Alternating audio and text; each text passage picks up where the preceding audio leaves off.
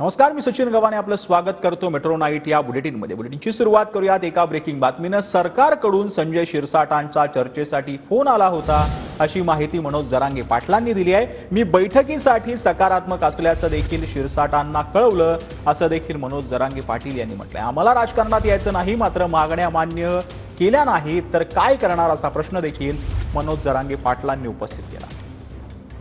दरम्यानच्या कालावधीत तुमच्या ज्या काही मागण्या आहेत त्या मागण्याच्या अनुषंगाने सरकार पातळीवरून तुमच्याशी काही संपर्क केला का आणि या मागण्या मान्य करण्यासाठी मंजूर करण्यासाठी काही सकारात्मक भूमिका दर्शवली का?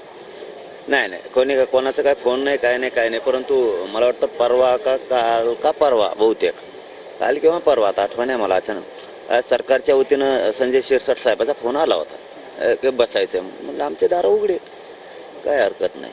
तेवढा मात्र एक कॉल आला होता, नसता मग काय नाही, कोणाचा कॉल नाही ना काय। तुम्हाला आंदोलनात हलक्यात घेतलंय, मी राजकारणात तुमचा कायमचा कार्यक्रम लावी, मग त्याच्यात घालू नका। मी सांगतोय म्हणून उपोषण बसायला लागलो, ते काड्याच करते।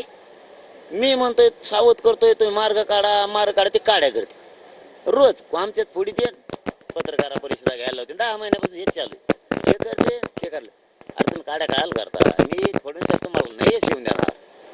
तुम्हाला आता किती पटवून सांगा, मलाच कळा ना भाऊ, तुम्हाला मी येस नाही होऊन देणार। तुम्ही काड्या करायचं बंद करा। तुम्ही काड्या केल्या ना, आता इथून पुढं मी असा खोटा ठोकीन ना, तुम्ही ट्रॅक्टर लावून सोलाला बांधून जरी वाढलं तरी तुम्हाला ते वाढायचं नाही, इतका बेकार खोटा ठोकी।